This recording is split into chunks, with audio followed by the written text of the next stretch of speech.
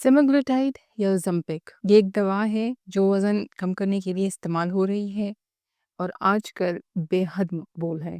ये इंजेक्शन है, हफ्ते में 1 दफ़ा लगता है और एक जो पेन है वो 1 माह के लिए होता है। अब ये सेमाग्लुटाइड है क्या? ये वज़न कैसे कम करता है? इसके साइड इफ़ेक्ट्स हैं कुछ और किन लोगों को ये इस्तेमाल करना चाहिए? इन सारी बातों के ऊपर आज डिस्कस करते हैं। सबसे पहले तो कि ये है क्या? तो ये जो सेमाग्लुटाइड है ये टाइप 2 डायबिटीज़ के पेशेंट्स में बहुत टाइम से इस्तेमाल हो रहा था। तो एक स्टडी हो रही थी टाइप 2 डायबिटीज़ के पेशेंट्स पर इसी दवाई को लेकर। दौरान स्टडी ये नोट किया गया कि शुगर तो कम हुआ नहीं हुआ लेकिन इन लोगों का, इन पेशेंट्स का वेट बहुत ज़्यादा कम होने लगा। फिर जब ये पता चला तो लोगों ने इसको इस्तेमाल करना शुरू कर दिया वज़न कम करने के लिए और ड्रामेटिकली लोगों ने वज़न कम किया भी इसके साथ। अब ये वज़न को कम कैसे कर हमारे जिस्म में एक हार्मोन है GLP-1 जिसको कहते हैं ग्लूकागॉन लाइक पेप्टाइड 1। अब जब हम खाने के लिए बैठते हैं तो नेचुरली ये हार्मोन हमारे गट में से रिलीज होता है जो कि ब्रेन को सिग्नल करता है।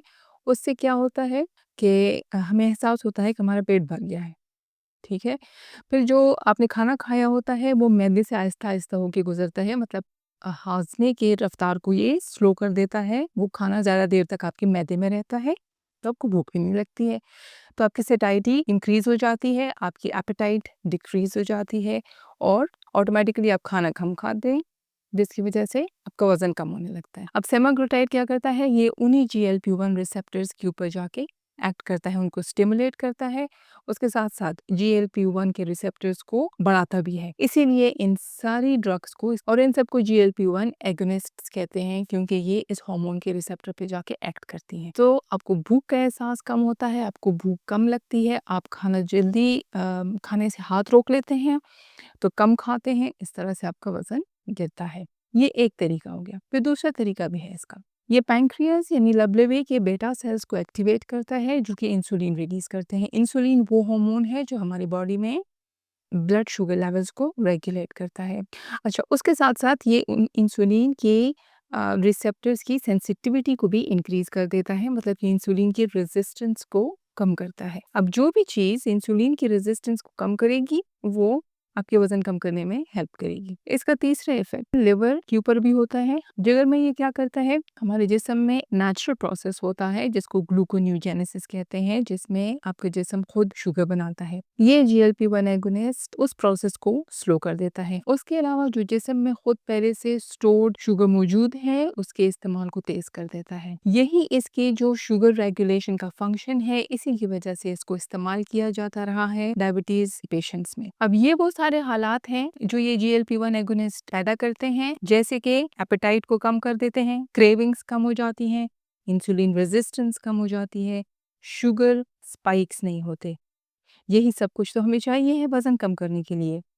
तो ये सब कुछ बहुत अच्छा लगता है, बहुत कूल लग रहा है और इसी वजह से बहुत सारे लोगों ने इस मेडिसिन को एंडोर्स किया है। बहुत प्रोमिनेंट नाम इलॉन मस्क का है। बहुत सारी सेलिब्रिटीज़ ने, ख़ासकर मीडिया की सेलिब्रिटीज़ ने इसको यूज़ किया है। कुछ बता के करते हैं, कुछ छुपा के करते हैं। मेडिसिन जो है इसके कुछ साइड इफ़ेक्ट्स हैं, कुछ माइनर साइड इफ़ेक्ट्स हैं जैसे कि हर मेडिसिन के होते हैं और कुछ मेजर हैं। माइनर साइड इफ़ेक्ट्स में नौज़िया, वॉमिटिंग, ब्लोटिंग, हेडेक, गैस होना, कॉन्स्टिपेशन, डायरिया, हार्टबर्न, ये सारी चीज़ें हैं। अब मेजर साइड इफ़ेक्ट्स में थायरॉइड कैंसर, पैंक्रियाटाइटिस यानी कि लबलेबे की सोजिश, रेटिनोपैथी, बीनाई को नुकसान पहुंच सकता है, मसल लॉस यानी कि पट्टे कमज़ोर हो जाते हैं, गैस्ट्रोपरेसिस, मैदा खाने को खाली नहीं कर पाता, डिप्रेशन, फीटल मालफॉर्मेशंस यानी बच्चों में पैदाइशी नुक्स पैदा हो सकते हैं। ये अच्छे खासे सीरियस प्रॉब्लम्स हैं। किन लोगों को इसके इस्तेमाल से फ़ायदा हो सकता है वो देख लेते हैं। ओबेसिटी, जिन लोगों का BMI 35 से ज़्यादा हो, मतलब कि जो बहुत ज़्यादा मोटे लोग हों और ओबेसिटी रिलेटेड कोमॉर्बिडिटीज़ हों उनको। मोटापे से रिलेटेड और बीमारियां भी वो फेस कर रहे हों, जैसे कि hypertension, diabetes, fatty liver, sleep apnoea, PCOS। ये नहीं है कि हर हाइपरटेंशन और हर डायबिटीज़ वाला बंदा जो मोटा है वो ये लेना शुरू कर दे। जिनका BMI, अब जैसे NHS क्राइटेरिया है BMI 40+, उसके साथ एसोसिएटेड डिसऑर्डर्स, ठीक है? आप एक बहुत मोटा बंदा इमेजिन करें जिसकी ज़िंदगी अज़ाब हो गई है उसके मोटापे की वजह से। उसको हाइपरटेंशन है, ट्रिपल ड्रग पे कंट्रोल नहीं हो रहा, डायबिटीज़ है, इंसुलिन लगा रहे हैं, शुगर नहीं कंट्रोल हो रही है, स्लीप एपनिया है, सांस की तकलीफ जो होती है नींद में। इस किस्म का बंदा अगर ये मेडिसिन लेता है तो उसको यकीनन फ़ायदा हो सकता है। तो अगर आप ये दवाई लेने के बारे में सोच रहे हैं, सबसे पहले तो आपने अपने डॉक्टर से मशवरा करना है। आपने फैसला करना है कि आप इन सारे साइड इफ़ेक्ट्स के लिए रेडी हैं कि नहीं हैं। मेडिसिन में एक सेंटेंस कहा जाता है, द बेनिफिट्स आउटवेज़ द रिस्क, मतलब कि उसका जो फ़ायदा है वो उसके नुकसान से ज़्यादा हो।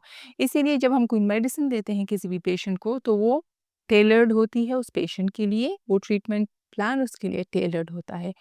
तो हर एक पेशेंट के लिए ये उसको डॉक्टर डिसाइड करेगा कि उसके जो बेनिफिट्स हैं, ये उसके रिस्क से उस पेशेंट को ज़्यादा मिल रहे हैं। तो वो डिसाइड कर सकता है इसको इस्तेमाल करना। लेकिन कुछ लोग ऐसे भी हैं जिनको ये मेडिसिन बिल्कुल इस्तेमाल नहीं करनी है। वो कौन लोग हैं? जिनको थायराइड कैंसर की हिस्ट्री है फैमिली में, पैंक्रियाटाइटिस, लबलबी की सोजिश, किडनी डिसऑर्डर्स, लिवर डिसऑर्डर्स, हामला ख़वातीन या बच्चों को दूध पिलाने वाली ख़वातीन या वो ख़वातीन जो प्रेगनेंसी प्लान कर रही हैं। अगर आपको ये मेडिसिन लेनी भी है तो आपको 2 मंथ्स का गैप देना पड़ेगा। सेमाग्लिटाइड कोई मैजिक नहीं है।